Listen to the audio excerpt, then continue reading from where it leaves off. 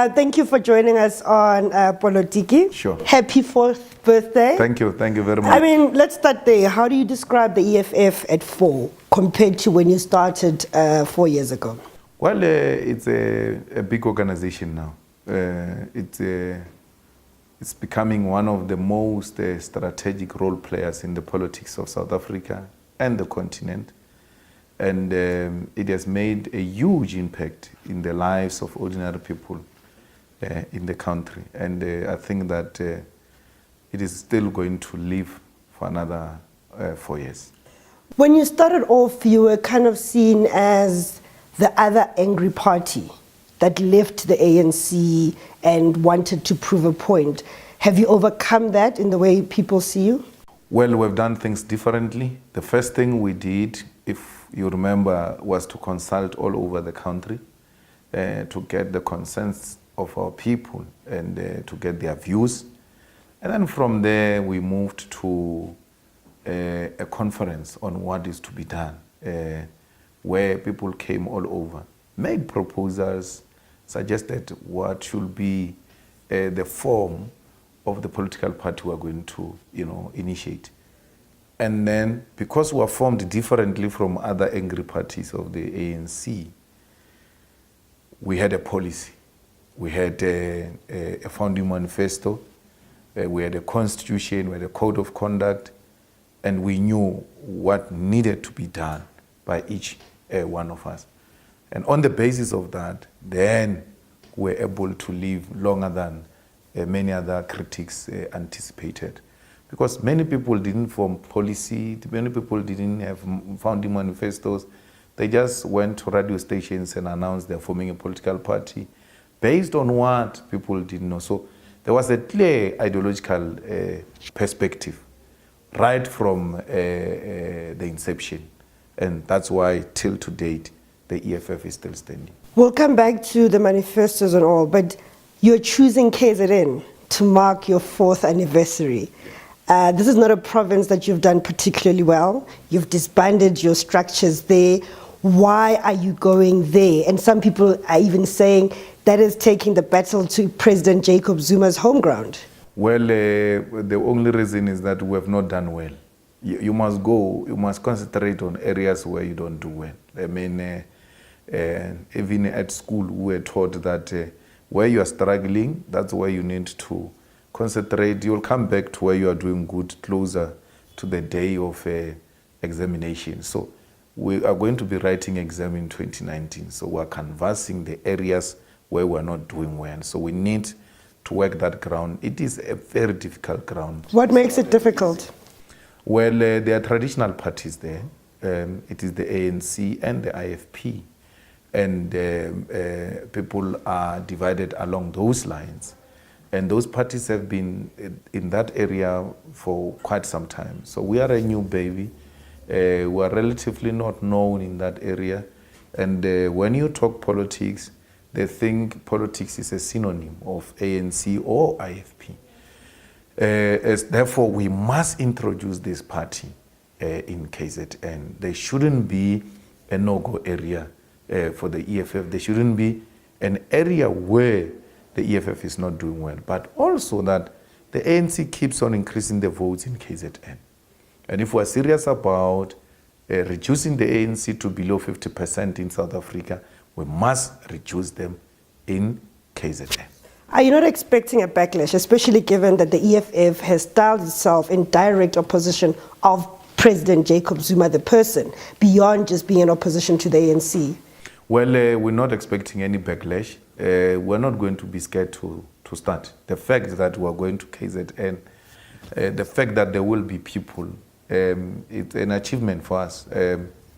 Already the ground forces are all over. I think we're going to have another meeting of preparations on Friday at 6 o'clock. I attended the last one on Friday.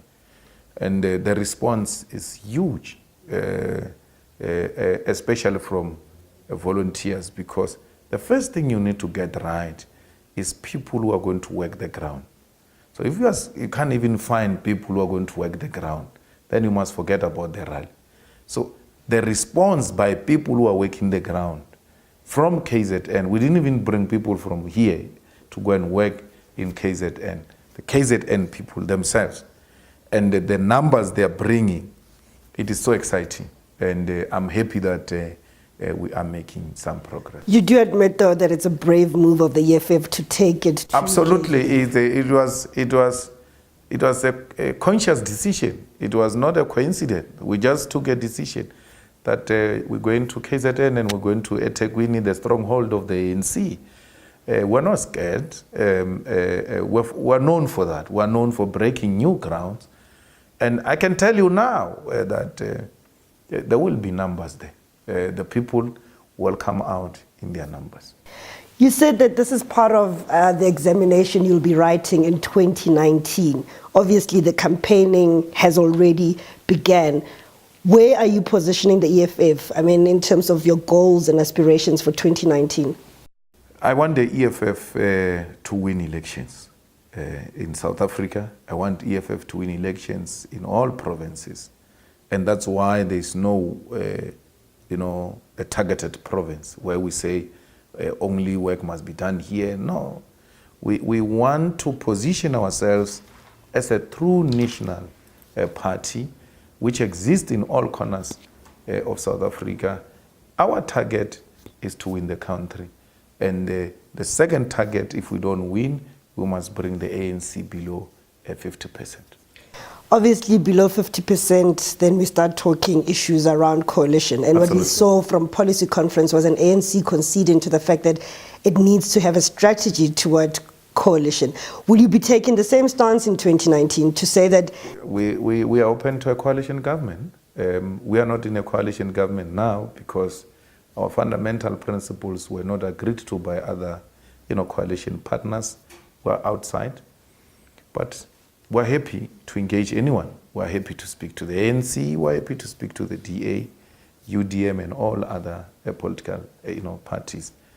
But our talks with the ANC are going to be the most difficult talks because one of the fundamental things a person who needs government in 2019 will have to do, the first thing will be to arrest Jacob Zuma. Because the arrest of Jacob Zuma is an arrest of corruption. So it can't be that you let go of Zuma and say to us, you are going to fight corruption. Because if you leave Zuma, then it means you have institutionalized corruption.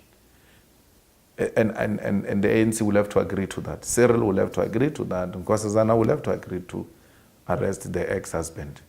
And all that. So you wouldn't be interested in those that are talking perhaps immunity for the president in the state? Absolute nonsense. Which law allows that? They must show us the law that says we can, engage in that type of an arrangement. There's nothing special about Zuma.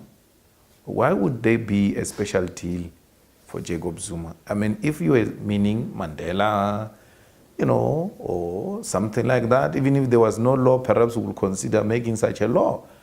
Zuma, for what?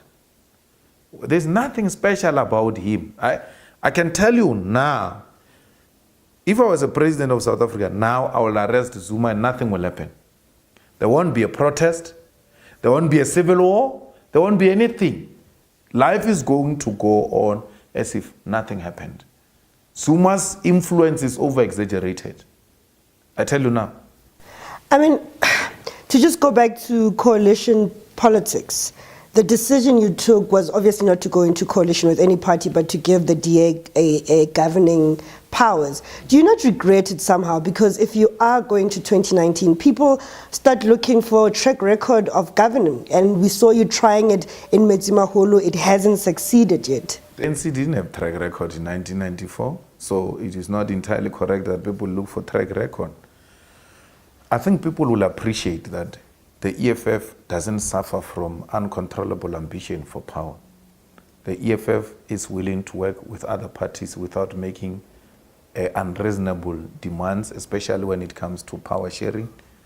We were saying if we win in Metsimaholo, we can be government there. Just to demonstrate that we're not scared, because there was a criticism that we're scared. and we are incapacitated. So just for control, Nje, to show them that we can turn it around within a short space of time. And wanted to do that with Metsimaholo. And we wanted to do it alone. We didn't want a coalition. We didn't want to be with anyone who's going to tell us, no, you can't do this, you can't do that. No, we wanted to do it our own way, and we're going to do it. So the other discussions was not about giving EFF power. It's about coming together. And when we come together, we get subjected to all forms of restrictions by other coalition partners. We don't want to come together. We want to be alone and do it our way. The other practical scenario in 2019 will be, if there is a hang, provinces will say to whoever wants to come into partnership with us, we're not going into a coalition. You vote for us in that province, we vote for you in this province, we're governing alone. So you're ready to govern as the EFF? Absolutely. We were ready in 2016, we were ready in 2014. We are ready to govern. But we're not going to get into a core governance that will compromise the fundamental principles of the EFF. And when we're unable to deliver on those, then we start giving excuses that, no, we're not alone, we're with these people, that's why we can't give you the land. We can give people the land, not in a disastrous way. In a very democratic, participatory process. We're doing it now in Polokwane, in my ward, where we took the land from the farmer, and the farmer, which was illegal. We took it was illegal according to these reactionary laws, but it was not disastrous, because the guy came and said, guys, let's talk. I know you want the land. Take this portion, and I will take that portion. But he has never offered any portion before we did what you call illegal. When we put action, then he came.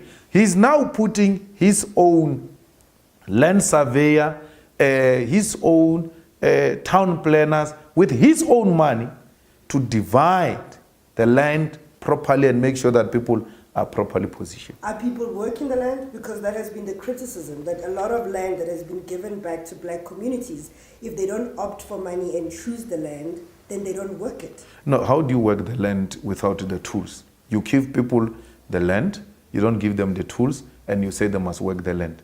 President Mbeki in that show articulated it very well, that we ought to give them what must do water irrigation schemes. One of the things he spoke about his mother there is that the land and all the things he said. His mother said to me, one of the nonsensical things people say about the piece of land here is that there is no water. And they say Eastern Cape doesn't have water. And then she gave all types of rivers where we can go and fetch water and bring it to areas which are having problems of water. So we must give them water. We must give them the seeds. We must give them tractors. We must give them the financial management skills, including hiring people from government to go and babysit that project if we want it to succeed. You cannot just give the Makhuba people land which produces tea and all that, and then everybody else who was working in that farm, particularly the whites, they withdraw all the skills, and then expect those people to be experts on producing of tea, on financial management. You are setting them up for failure. So working the land should be accompanied by government support, which brings all sorts of tools which are needed to work the land. Talking about land, the Nkosazana Dlamini Zuma faction is basically campaigning on the same issues that the economic freedom fighters are standing for, and obviously going to 2019, it's going to be on very similar issues that you are contesting on, provided they win December elective conference. No, it's not true. They are not talking about corruption. They are not. The EFF is very strong on corruption. Nkosazana Zuma doesn't speak about corruption. I don't know Nkosazana Zuma's views on the Guptas. I don't know Nkosazana Zuma's views about her ex-husband and how the ex-husband should be dealt with going forward. The ANC and the EFF are parties that belong to black people. Ordinarily, as the first step, they should find each other. It is not unexpected of them to find one another. The only area where there are fundamental differences between the EFF and the ANC is corruption. The ANC seems to be enjoying corruption. The ANC seems to be protecting corruption. The ANC seems to promote corruption, and we cannot be party to that. Cyril Ramaphosa appears to be on the other hand, on the other side of this. Well, he has never acted on corruption. He was there. Cyril said to Malema in 2012, the reason he's contesting is because he wants to expose corruption. He said that to Malema. He has not exposed a single case of corruption, Cyril, and sat on it and said, I need the government to act on this. Where was Cyril when we were fighting Nkandla? Where is Cyril now to go and open a case, a criminal case? He must stop this diplomatic language of a commission of inquiry, which he knows is not going to happen. He must open a criminal case. Why is he needing some special arrangement for crime committed? There's a Criminal Procedure Act on how we deal with crime. If Cyril suspects there is crime committed, let him go to police station, Hillbrook police station, to go and open a case. He will not do it because they are all the same in the ANC when it comes to corruption. But you've supported a judicial commission of inquiry. Yeah, I do. Why not say that you need to have a prosecution investigative team like we saw, for example, with the Shabir Sheikh case? I did. That's why I opened the case. I say even if there's going to be this big commission, which is going to take a place in whatever year to come, I have no problem. But in the meantime, let there be prosecution. I didn't just talk. I opened cases against these corrupt individuals. I opened a case against Zuma in Pretoria, Sun City, on Nkandla. I opened a case against the Guptas. Floyd and Dali did that in Rosebank Police Station. I opened a case on Transnet and all that. Even if there's going to be a commission of inquiry, in the absence of such, there must be something happening. So that when the commission comes, it will say, all of this, bring them here. We'll deal with them at this level. You can suspend anything you are doing. It will be dealt with at this level. A commission is not a prosecuting authority, though. Yes, but the commission can recommend that people be prosecuted. If it's purely a judicial commission of inquiry and given certain powers, it can recommend that the following people must be prosecuted. I'm raising this because a lot of South Africans have no faith in judicial commissions of inquiry. If you look at the Gupta emails, for example, there's very clear evidence of criminal acts. I mean, if we believe the emails around the fact that ministers were sharing confidential cabinet documents, Absolutely. you know, and that's why people are very skeptical about, do we need a judicial commission of inquiry or should we just have investigators doing this?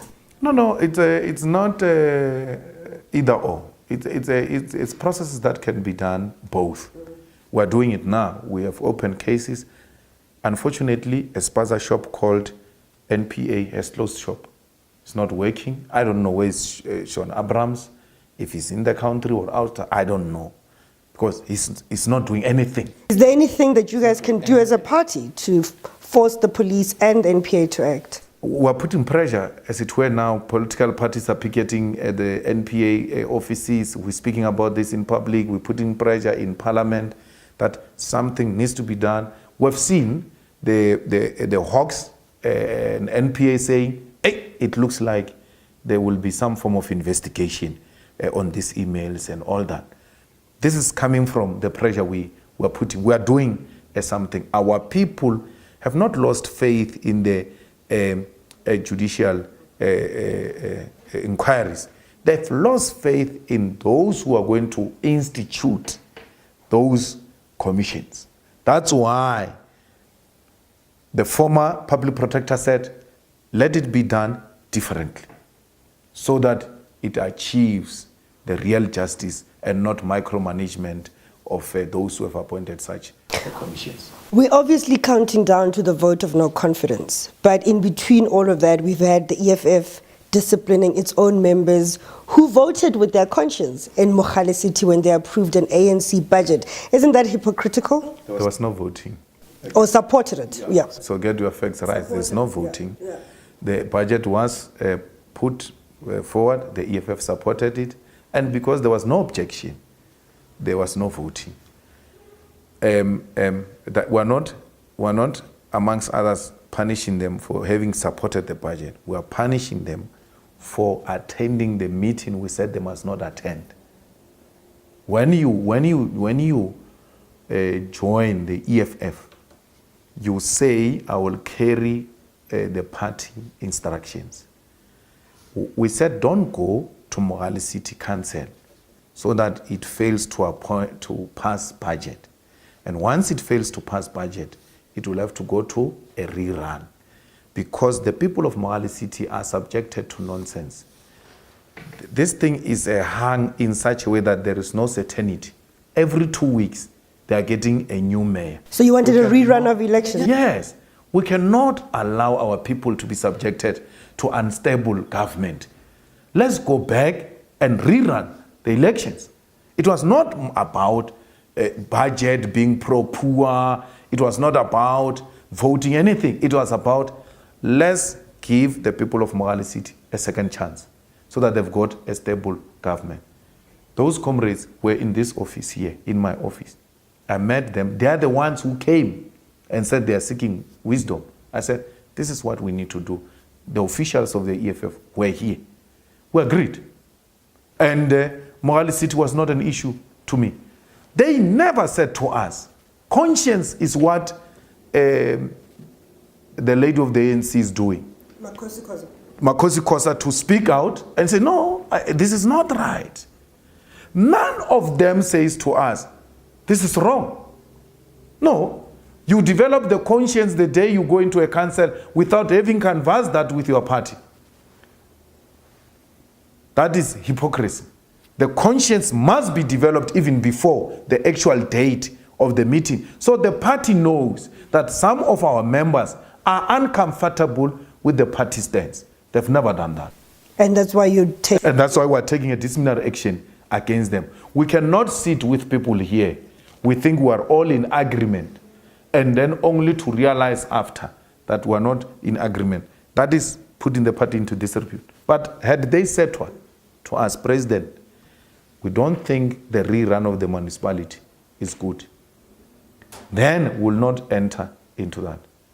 Wait until the announcement of the DC. The things that are coming out there, there was no conscience there. We hear there's allegations that they took bribes. I don't want to go into that because the DC is already running. All I'm dealing with is what happened prior, the type of evidence presented by the people who are councillors themselves, who participated in these things. Once that is shared with the public after the DC, people will realize that there is no hypocrisy in the EFF. We are acting purely on ill discipline. Is there any chance of pushing for a rerun again? Well, it will have to be next year, because the most effective way of doing a rerun is when you don't pass a budget. So we just have to reorganize ourselves as opposition parties now, because we're more than them by one. We just have to get reliable councillors from all parties, because it's not an EFF problem alone. DA as well. It came from the DA, and the IFP chap as well supported the budget. So once we reorganize ourselves properly, we can even change that government before that. And then going to the National Assembly, what happens if the Speaker, Baleka Mbete, decides that it's an open vote? We'll take her to court. She has to give a rational reasons. Failure to do that, we'll take her to court. By the way, we've prepared papers to court. We know she's unreasonable. She's not going to give it. Papers are ready. The day she says it's open, when she gives that as that letter, we're not going to read the whole thing. We're reading the conclusion. Once she says, then we're saving her, we're going to exchange letters. She gives us that, we give her papers. We'll meet in court immediately, because we know that she's going to do it just on the if That's how criminal they are. If they believed in what they were saying, if they believed their reasons were rational, let them give us reasons way in advance and take us on. But because they are thugs, they run the state like a mafia state. They are going to give us reasons on the if, hoping that we won't rush to court. We'll be saving her, and we'll have two people all over, saving everyone at the same time, and then interdicting her immediately, not for the aid to proceed. On the approach you've taken around President Jacob Zuma is to be absent in Parliament when he's actually there because you don't recognize him. But do you not think that you're also missing on an opportunity because he seems to have smooth sailing and getting his way? There's no opportunity to miss from Zuma. What opportunity? Because Zuma is not smart. There's nothing unique that comes out of Zuma's mouth. But we have been thinking that the next appearance we must go and attend to him. Yeah, because just to put him at his place, not because we recognize, just to tell him, "Hey, don't think you are all that." To remind him that he's dumb and he must not be taken serious. So we'll go. But our absence in Zuma's speeches, our absence in Zuma's answering of questions, we don't miss anything. If you think we're missing on media coverage, Interrogating him on some of the issues. There's nothing you can get from a danda head. It's an empty head. There's nothing you can get from him. There's nothing, absolutely nothing. People have seen that this is a way of you demilitarizing the EFF because, on the one hand, it was this hostile approach towards him. That's now over. We are now seeing you in the Constitutional Court again, trying to impeach him. Is this a way of presenting the other side of the EFF ready to govern? No, we have always said we'll wage a struggle in three different forms. We'll fight in Parliament, we'll fight in the courts, we'll fight on the streets. That's what we're doing. We're doing all that. That's why I'm saying to you, we're absent in Parliament just to tell him, it's hurting that thing. Don't think it doesn't have an impact. A president that addresses Parliament where other parties are not there, it's hurting him. So, and it will go down in history as that type of a president. But we can go. We can go. Not because we expect anything, but just to confront him and to show him that we're not scared of him. We can go anytime he goes there. Nothing stops us. What is the latest on your Constitutional Court bid to impeach him? Well, I think now the process is in motion. They're now exchanging papers. Timeframes have been put in place. I think the matter will be heard very soon. Anyway, you've got a very... And that's what we're doing. We went for a motion of no confidence, and then we'll go for motion of no confidence on the 8th. If we fail, then the impeachment comes. So all these things are running concurrently. It's not like it's a one strategy. If it fails... When do you give up? We don't give up. We don't give up in the cause you believe in. The defeat of Zuma is a defeat of corruption. And once you give up on Zuma, you've given up on corruption. And once you give up on corruption, then you're going to be part of it. But what does it take, though? What does it take until he says he's also had enough to step down? How much more room do you think he has to maneuver? He's taken a lot. As you said, you have multiple strategies going off, and you're not the only ones. Civil society's added, society at large, other political parties. How much room do you think the president has to still maneuver? He doesn't have any room. I think he has reached a cul-de-sac. He doesn't have any way out of it except to go. And if he doesn't go, he'll continue to face the humiliation. But it looks like the man and humiliation, they're in the same WhatsApp group. He doesn't have a problem with that. So there's nothing more he can do. The only way which will restore his dignity is for him to say, I've heard you, I'm leaving. You spoke about Cyril Ramaphosa saying that he's done nothing. You are from the ANC, and the ANC has a habit of keeping how it deals with its members under wraps. But the one thing Cyril Ramaphosa has done without fail is been vocal about corruption and being anti-corruption. Are you not of the perception that even though he's saying this one particular message, that he might actually be taking action against what he perceives to be corruption? I would have known. I would have known if Cyril is doing anything about corruption. So he's just talking shop. Just talking. And I'm not sure if Cyril has spoken against corruption, except now. Because now, these people are positioning themselves. So for every faction, it must have a theme. So Cyril's theme is corruption and rebuilding the ANC. And then the theme for these ones is land and radical economic transformation, wara. So it's just a theme. They don't mean anything. After elections in December is business as usual until Cyril goes and open a case. Why is Cyril, if he's so convinced that the Guptas are in the wrong and a commission of inquiry will reveal this wrongness, why is he not using the current existing laws? If he means it. Has Cyril ever opened a case against anyone who's corrupt? What was Cyril Ramaphosa's stance on Nkandla? That was a big case of corruption. What was his stance? What was Solima Paila's stance? What was Blade's stance on corruption, which happened in Nkandla? We're all called all sorts of names. Our lives were threatened. Our families were threatened because people were saying, we're messing up, there's no such a thing. We're actually agents of whiteness because this is a white people's narrative. It's not real.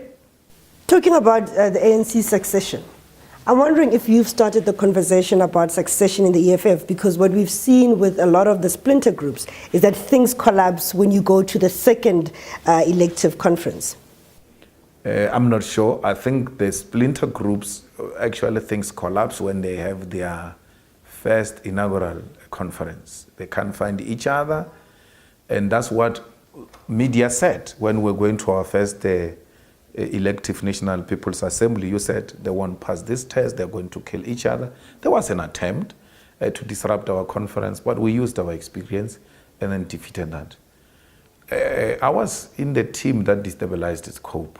I know how it worked. I'm amongst the people who presented evidence of Supra's involvement in COPE. He was involved in COPE. He was strategizing with them, filtrated them, did all that, presented that evidence to JZ. Till today, never did anything about it.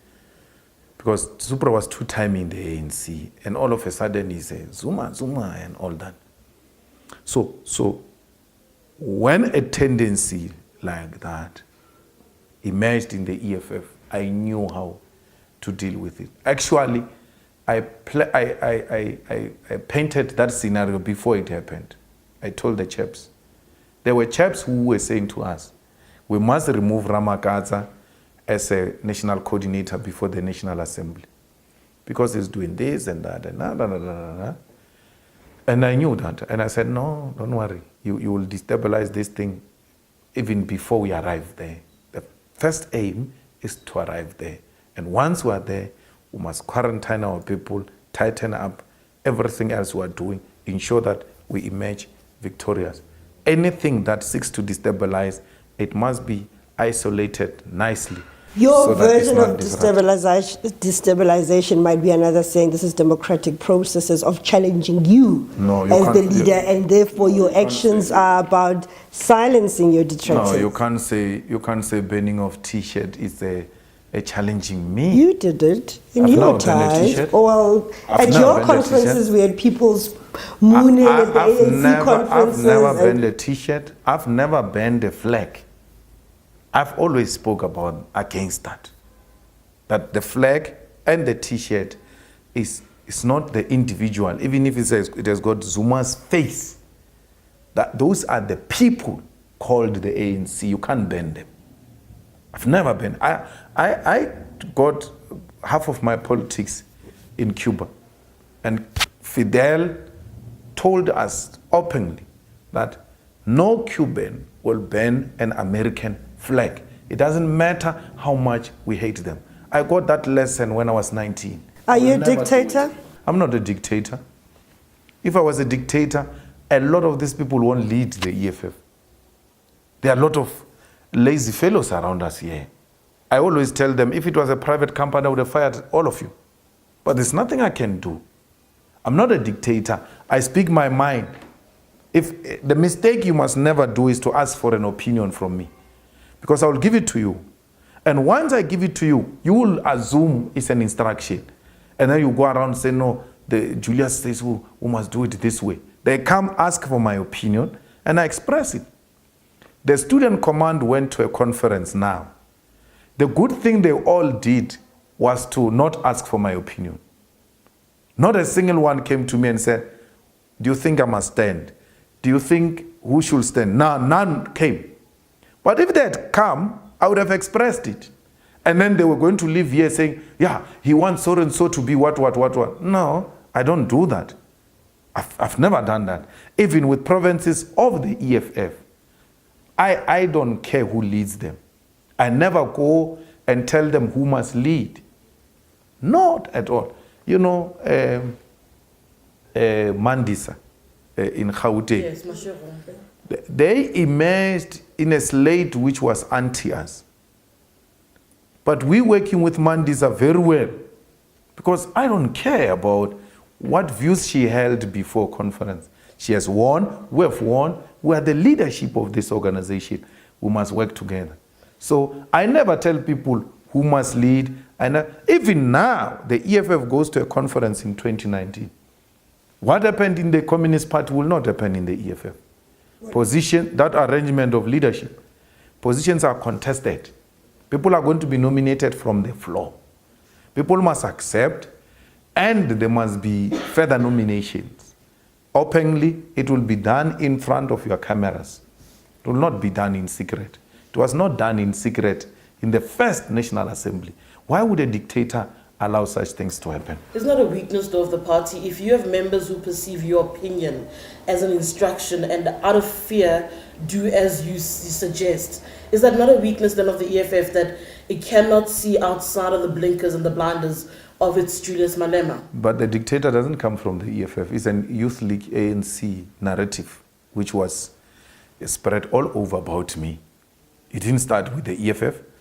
So it means that's what the ANC saw me, is that what the Youth League saw and did. So all I'm saying, and I've not heard the EFF chap saying I'm a dictator. I'm responding to the dictator narrative from those days, that people were saying I'm a dictator because I expressed my views. And then they went around saying he wants this, he wants that. But in the EFF, there's no such a narrative. In the EFF, positions are contested. I'd like to disagree with regards to the narrative, because it does continue. And you can't be shaken away. In fact, you spoke about the student command now. I remember the previous leader of the student command team, and a lot of what his removal from what people were saying had a lot to do with you and your opinion and his trip to America. So in a way, that idea that you're a dictator remains, does it not? Nah, the student command guy is my guy. If anything, I would have preferred him to stay. I had no influence. That guy was the guy was suspended for the American trip without a permission and all that. Then the DC brought his report in the meeting. The DC said he must be suspended for 3 years, and his 3 years must be suspended. So he remains a member of the EFF. And there were strong views that no, this is not nice. This guy must go. We cannot have such people. And then I took the DC's report and repeated because the DC presents a report and leaves. They can't defend their report. So I took and said, listen to the reasons of the DC. They say he's a student, he's a first-time offender. All of that, they put it there. And I say, you cannot go hard on such people. But that information doesn't go out. It's an internal discussion. And then people assume that it happened because Julius wanted it to happen. If it was not Julius, this guy was not going to go. But I want them to give me one guy who did wrong to the EFF. And Julius protected that guy because he's his person. The way he says dictator, his people never get to be punished. His people never get to be suspended or expelled to the EFF. Give me one. I've known such people that I said, despite issues of ill discipline, this one remains. When I came in here, there's a guy that the students were complaining about, that he raped at vets, and the EFF must act on him and all that. My view was very simple. The guy is nothing.